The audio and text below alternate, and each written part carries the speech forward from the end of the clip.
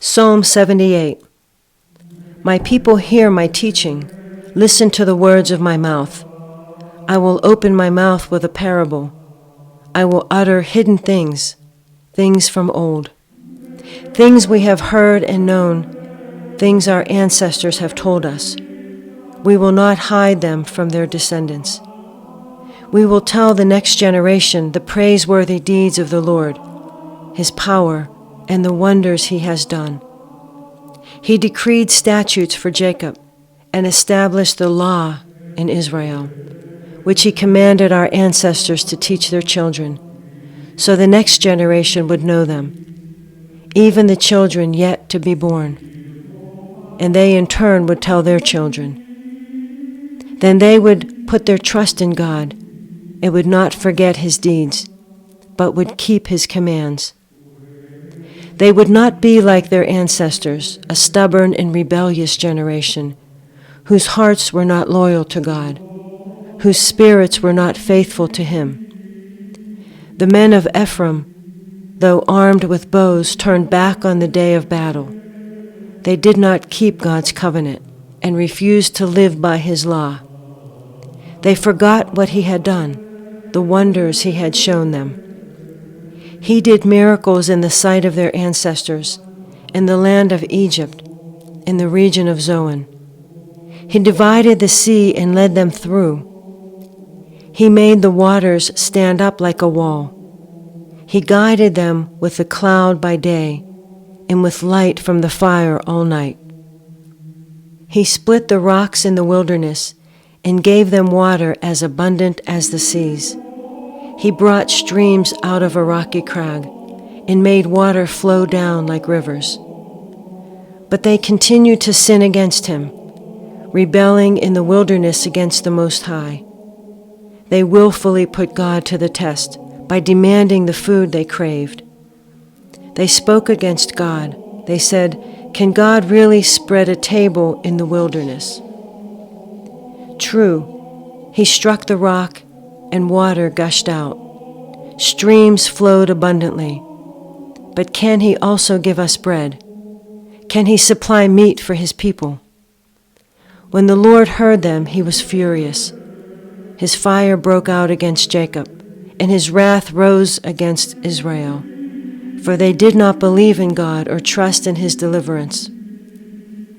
Yet He gave a command to the skies above and opened the doors of the heavens. He rained down manna for the people to eat. He gave them the grain of heaven. Human beings ate the bread of angels. He sent them all the food they could eat. The Lord gave them bread from heaven.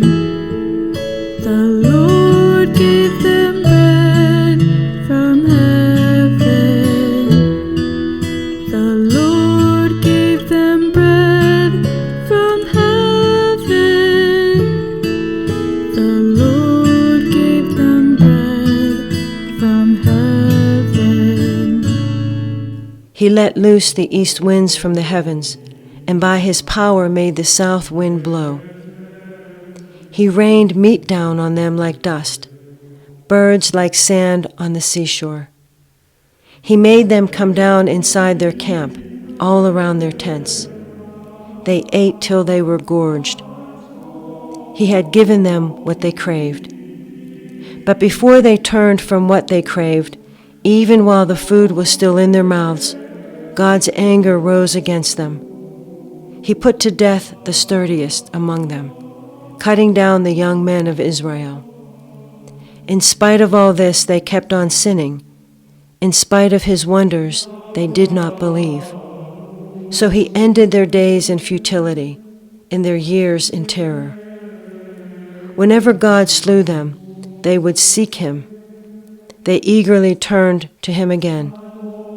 They remembered that God was their rock, that God Most High was their Redeemer. But then they would flatter Him with their mouths, lying to Him with their tongues. Their hearts were not loyal to Him. They were not faithful to His covenant. Yet He was merciful. He forgave their iniquities and did not destroy them. Time after time he restrained his anger and did not stir up his full wrath. He remembered that they were but flesh, a passing breeze that does not return. How often they rebelled against him in the wilderness and grieved him in the wasteland. Again and again they put God to the test. They vexed the Holy One of Israel. They did not remember his power, the day he redeemed them from their oppressor, the day he displayed his signs in Egypt, his wonders in the region of Zoan. He turned their rivers into blood. They could not drink from their streams. He sent swarms of flies that devoured them, and frogs that devastated them. He gave their crops to the grasshopper, and their produce to the locust. He destroyed their vines with hail, and their sycamore figs with sleet. He gave over their cattle to the hail, their livestock to bolts of lightning. He leashed against them his hot anger, his wrath, indignation, and hostility, a band of destroying angels. He prepared a path for his anger. He did not spare them from death, but gave them over to the plague. He struck down all the firstborn of Egypt, the first fruits of manhood in the tents of Ham. But he brought his people out like a flock. He led them like sheep through the wilderness. He guided them safely, so they were unafraid. But the sea engulfed their enemies. And so he brought them to the border of his holy land, to the hill country his right hand had taken. He drove out nations before them and allotted their lands to them as an inheritance.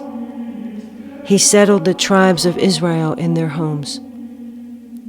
But they put God to the test and rebelled against the Most High. They did not keep his statutes.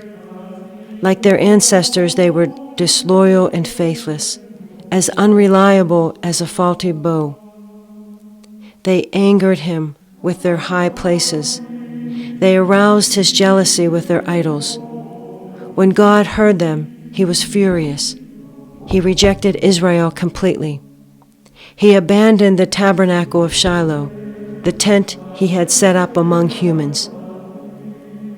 He sent the ark of his might into captivity, his splendor into the hands of the enemy. He gave his power over to the sword. He was furious with his inheritance. Fire consumed their young men, and their young women had no wedding songs. Their priests were put to the sword, and their widows could not weep. When the Lord awoke as from sleep, as a warrior wakes from the stupor of wine, he beat back his enemies. He put them to everlasting shame. Then he rejected the tents of Joseph. He did not choose the tribe of Ephraim, but he chose the tribe of Judah, Mount Zion, which he loved. He built his sanctuary like the heights, like the earth that he established forever. He chose David his servant and took him from the sheep pens. From tending the sheep, he brought him to be the shepherd of his people Jacob, of Israel his inheritance. And David shepherded them with integrity of heart. With skillful hands he led them.